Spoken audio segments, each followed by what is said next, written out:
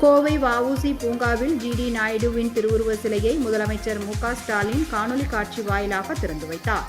கோவை அவிநாசி பிரதான சாலையில் உள்ள வ.உ.சி. பூங்காவில் 50 லட்சம் ரூபாய் செலவில் நிறுவப்பட்டுள்ள அறிவியல் மாமேதை ஜி.டி. நாயுடு திருவுருவ சிலையை முதலமைச்சர் மு.க. ஸ்டாலின் காணொலி காட்சி வாயிலாக திறந்து வைத்தார்.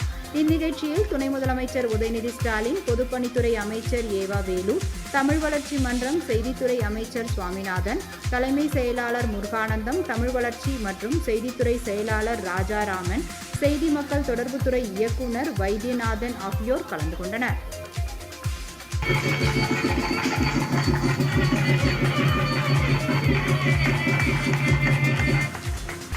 இந்த ஃபங்க்ஷன் ரொம்ப நல்லா போயிருக்கு.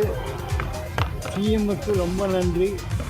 அவர் அவரோட அப்பா கருணாநிதி, அண்ணாதுரை, பெரியார் எல்லாம் ஒன்றா இருந்தவங்க அப்பா, எங்கள் அப்பாவோட.